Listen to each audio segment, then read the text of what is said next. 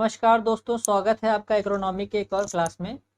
तो हम लोग जो पढ़ रहे थे लहसुन की खेती ही लास्ट क्लास में मैंने आपको पढ़ाई थी, जो कि लाइव क्लास थी, लेकिन कुछ माइक के प्रॉब्लम की वजह से पूरी नहीं हो पाई थी। तो मैंने सोचा इसकी एक रिकॉर्डिंग पूरी तरीके से फिर से डाल दूँ। अच्छा, तो इससे पहले हमने जो पढ़ी थी वो थी प्याज की खेती। प्याज के बारे में हमने पढ़ा, ठीक है। तो प्याज के बारे में हमने कुछ प्रश्न भी सॉल्व किए थे और पूरी खेती के बारे में पढ़ा था। तो हम लोग क्या पढ़ रहे थे, बल्ब फसलें पढ़ रहे थे। बल्ब फसलों के अंतर्गत एक आता है आपका प्याज, दूसरी आपकी जो आती है वो है लहसुन। तो आज जो हम मुख्यतः पढ़ने वाले हैं लहसुन की खेती के बारे में पढ़ेंगे और कुछ उससे संबंधित जो प्रश्न होते हैं वो भी करेंगे। चलिए शुरू करते हैं अपना लेक्चर। पहला प्रश्न क्या है, लहसुन का मुख्य कुल क्या होता है, मतलब लहसुन का जो कुल होता है उसको क्या बोलते हैं।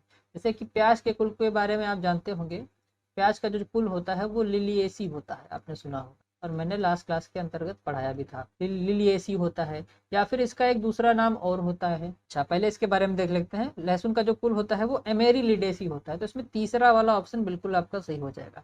ऐसे प्रश्न अक्सर बन जाते हैं, जिन जिन फसलों के कठिन कुल नाम होते हैं वहां से प्रश्न बनने के चांसेस सबसे ज्यादा होते हैं। तो लहसुन का कुल क्या होता है, एमेरिलिडेसी। अगर आप ये ना याद कर पाए तो आप एलिएसी याद कर सकते हैं। एलिएसी भी लहसुन के कुल का नाम है, ठीक है। ऐसे ही प्याज का जो कुल का दूसरा नाम था वो क्या था, एलिएसी ही था, ठीक है। तो ये चीज आपको समझ में आ गई होगी। चाहे आप ये नाम याद कर लीजिए या फिर आप एमेरिलिडेसी याद कर लीजिए। एमेरिलिडेसी कोशिश कीजिएगा ज्यादा तरीके से आपको याद हो जाए। फिर है अगला प्रश्न कि पूसा रत्नार किसकी प्रजाति है। अक्सर वैरायटी से प्रश्न बन जाते हैं और खास तौर पर आप ये मत कीजिएगा कि सारी वैरायटीज रट लें। जो फेमस फेमस वैरायटी है या फिर उनकी कुछ खासियत है। जैसे पूसा रूबी बहुत पूछी जाती है। पूसा रूबी किसकी प्रजाति है। पूसा रूबी आपको पता होगा टमाटर की प्रजाति है, ठीक है, टमाटर की। ऐसे ही पूसा ज्वाला बहुत पूछी जाती है। पूसा ज्वाला, ये सब कुछ फेमस वैरायटी है। पूसा ज्वाला बहुत पूछी जाती है। ये किसकी है, मिर्च की प्रजाति है पूसा ज्वाला आपकी। पूसा ज्वाला किसकी प्रजाति है, मिर्च की। ऐसे ही बताइए पूसा रत्नार किसकी प्रजाति है। पूसा रत्नार जो है आपकी बहुत ही अच्छी उपज देने वाली किस्म है, इसीलिए बहुत ज्यादा फेमस है। और ये किसकी किस्म है, प्याज की किस्म है आपकी, ओनियन की। ये चीज जरूर याद रखिएगा। ये वैरायटी बहुत ही फेमस थी और काफी इंपॉर्टेंट प्रश्न है। फिर अगला क्या है कि लहसुन में एंटी बैक्टीरियल तत्व क्या होता है। एंटी बैक्टीरियल का मतलब, बैक्टीरिया का मतलब होता है जीवाणु, ठीक है, जीवाणु। अब जीवाणु क्या होते हैं, कुछ प्रभाव छोड़ते हैं, जहां पे भी जाएंगे अपना प्रभाव छोड़ेंगे। तो उस प्रभाव को कुछ चीजें नष्ट कर देती हैं। तो ऐसा एक गुण क्या कहलाता है, एंटी बैक्टीरियल गुण, जो कि किसमें पाया जाता है, लहसुन के अंदर पाया जाता है। वैसे तो लहसुन के बहुत ज्यादा औषधीय गुण भी होते हैं, ठीक है, औषधीय गुण भी होते हैं। लहसुन बहुत ज्यादा सेहत के लिए अच्छा माना जाता है। औषधीय गुण इस तरीके से होते हैं, जैसे आपने एक रोग सुना होगा गठिया में, गठिया में बहुत ही ज्यादा फायदेमंद होता है लहसुन आपका, ठीक है। ऐसे ही लहसुन में एंटी बैक्टीरियल गुण पाया जाता है, जो जीवाणुओं के प्रभाव को खत्म कर देता है। तो किसकी वजह से होता है, वो होता है आपके एलिसिन की वजह से होता है।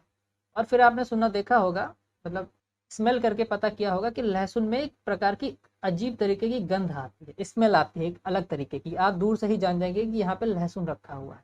ऐसे ही प्याज में भी आती है। तो लहसुन में किस कारण की वजह से आती है, वो भी क्या है, एलिसिन की वजह से है। ये चीज जरूर अपनी कॉपी में नोट कर लीजिएगा, या तो आपको पीडीएफ टेलीग्राम ग्रुप से मिल जाएगी, वहां से आप नोट कर सकते हैं। अब सीधे हम आ जाते हैं लहसुन की खेती की तरफ। सबसे पहले इसका साइंटिफिक नेम क्या होता है, वानस्पतिक नाम, एलियम सटाइवम। इसके कुल का नाम एमेरिलिडेसी, या फिर इसका दूसरा नाम क्या है, एलिएसी, ठीक है, एलिएसी।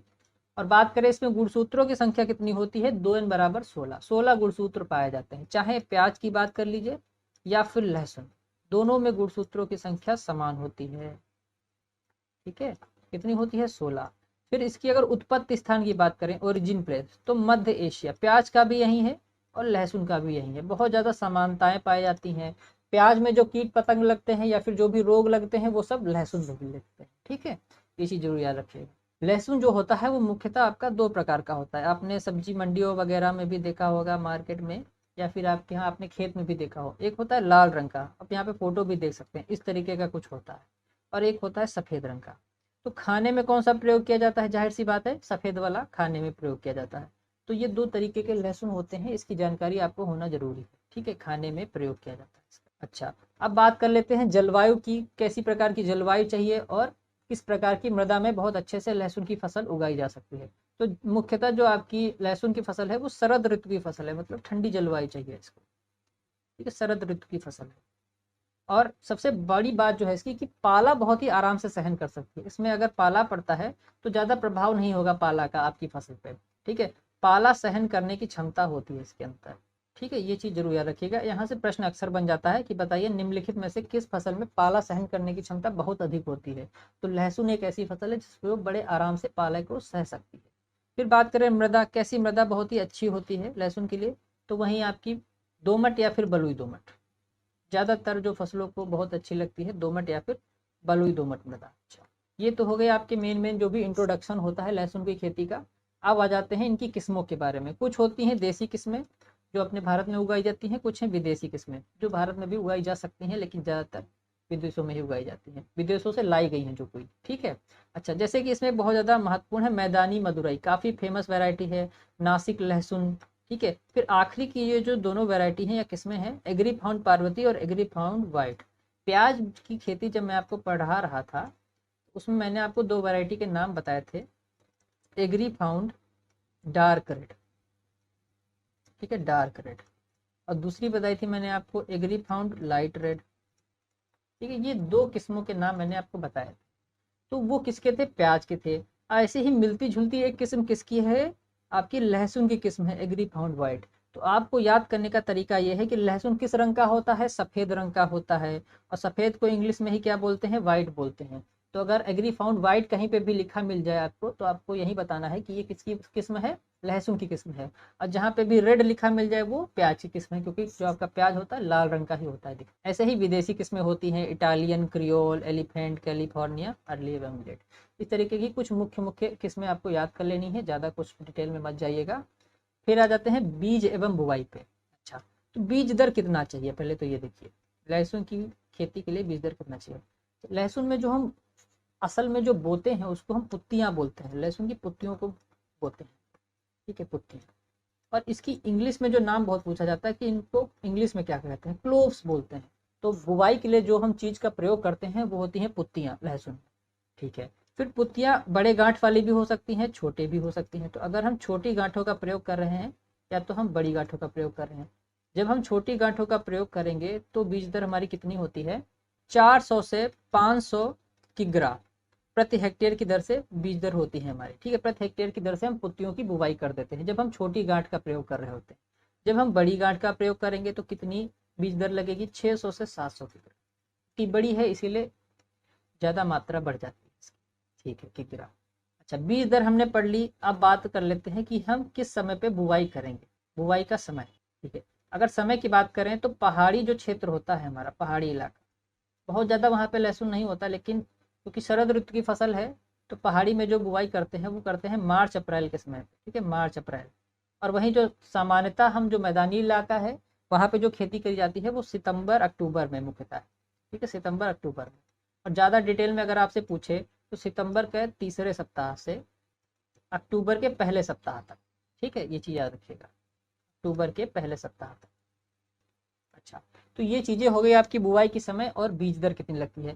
फिर किस ढंग का या फिर क्या तरीका हम प्रयोग करते हैं बुवाई करने के लिए। तो बुवाई जो लहसुन की है वो आप दो तरीके से कर सकते हैं। या तो आप हाथ द्वारा पुत्तियों को अपने खेत में धीरे धीरे गिराते जाएं कूड़ में, या तो फिर आप हल के पीछे बुवाई करें। तो हाथ द्वारा, अब हाथ द्वारा में इसकी एक लिमिटेशन ये है कि आप ज़्यादा बड़े क्षेत्रफल में लहसुन की बुवाई नहीं कर सकते। अगर आप ज़्यादा बड़े क्षेत्रफल में बुवाई कर रहे हैं तो आपको दूसरा तरीका अपनाना पड़ेगा, हल के पीछे।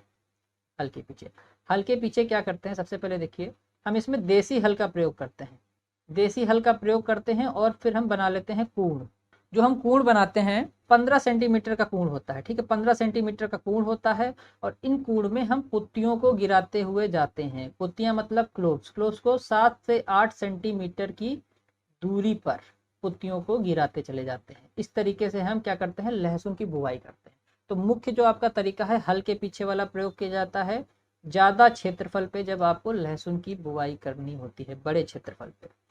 ठीक है, तो ये काफ़ी ज़्यादा इम्पोर्टेंट है। तो आप समझ गए होंगे। पहले क्या करेंगे? हम पूर्ण बना लेंगे हल के द्वारा, फिर उसमें 7 से 8 सेंटीमीटर की दूरी पर पुत्तियों को गिराते जाएंगे। ठीक है, बस यही होता है तरीका। फिर बात कर लेते हैं खाद और उर्वरक की। खाद हम कितनी देते हैं? 200 कुंटल, 200 कुंटल प्रति हेक्टेयर की दर से हम गोबर की खाद देते हैं, गोबर की खाद। तो गोबर की खाद में थोड़ा सा मैं आपको बता देता हूँ कि इसको इंग्लिश में FIM बोलते हैं, फार्म यार्ड मैन्योर। अगर आपको नहीं पता है तो याद कर लीजिए, कक्षा 12 में आ गए हैं आप, तो अक्सर ऐसे प्रश्न पूछे जाते हैं। फिर गोबर की खाद जो मुख्यतः 3 तरीकों से बनाई जाती है, 3 तरीके मतलब 3 चीज़ों का इस्तेमाल किया जाता है उसमें। एक तो हो गया गोबर का ही इस्तेमाल होगा, जब गोबर की खाद है तो गोबर का प्रयोग होना आवश्यक है। फिर जो आपके जानवर या फिर पशु होते हैं उनका मूत्र भी प्रयोग किया जाता है, और साथ ही साथ जो उनके आराम करने की जगह होती है वहाँ पे जो बिछावन डाला जाता है, जिसको बोलते हैं लिटर, इंग्लिश में बोलते हैं इसको लिटर। लिटर का जो प्रयोग किया जाता है उसको भी हम शामिल कर लेते हैं गोबर की खाद बनाने में। अच्छा, तो ये चीज़ें आपको जो सामान्य चीज़ें थी वो होती है, मैंने आपको जनरल आइडिया दे दिया। गोबर की खाद हमारी 4 से 5 महीनों में बहुत अच्छी तैयार हो जाती है, 5 से 6 महीनों में। अच्छा, फिर नाइट्रोजन, फास्फोरस और पोटास की कितनी मात्रा देते हैं हम लहसुन को, ये भी देख लेते हैं। तो नाइट्रोजन जो हम देते हैं वो देते हैं 100 किलो, और फास्फोरस जो देते हैं वो 60 किलो देते हैं प्रति हेक्टेयर की दर से मैं बता रहा हूँ ये सब। और जो के होता है मतलब पोटास, वो भी हम 100 किलो की मात्रा उसमें डाल देते हैं। ये चीज़ें आपको समझ में आ गई होंगी। फिर है सिंचाई और खरपतवार नियंत्रण। अच्छा, मुख्य जो आपके खरपतवार इसमें लगते हैं वो लगता है प्याजी लगता है, आपने नाम सुना होगा काफ़ी, मौथा लगता है, साइप्रस रोटंडस जिसका नाम होता है। फिर सत्यानाशी भी लग जाता है इसमें, बथुआ भी लगता है। ये मुख्य कुछ खरपतवार हैं आपके किस फसल के, लहसुन की फसल के। तो इनके लिए आप दवा जो डाल सकते हैं वो है बेसालिन, ये नाम जरूर याद कर लीजिएगा। ये क्या है, खरपतवार नाशी, बेसालिन दवा डाल सकते हैं। इसकी कितनी मात्रा, 1 किलो दवा की मात्रा को 1000 लीटर पानी में घोलकर बुआई से पहले आप छिड़काव कर देंगे अगर अपने खेत में, तो ये सब खरपतवार उगेंगे ही नहीं, और अगर उगेंगे भी तो नष्ट हो जाएंगे। ठीक है, 1 लीटर पानी में घोलकर बुआई से पहले डाल। तो सिंचाई की अगर हम बात करें लहसुन की फसल में, तो शरद ऋतु में क्या करते हैं हम, शरद ऋतु में 15 दिन के अंतराल पे हम सिंचाई कर देते हैं। ठीक है, वहीं बात करें ग्रीष्म ऋतु में, ग्रीष्म में हम कर देते हैं 7 से 8 दिनों के अंतराल पे सिंचाई करते रहते हैं, बहुत ज़्यादा पानी की आवश्यकता नहीं। ठीक है। अच्छा, अब एक क्वेश्चन है बहुत ही महत्वपूर्ण है कि लहसुन की फसल कितने समय में पककर तैयार हो जाए, कितने समय बाद आप इसकी खुदाई कर सकते हैं अपने लहसुन की। तो जो ज़्यादा समय नहीं लगता है, ज़्यादा से ज़्यादा 150 दिन लगते हैं इसमें।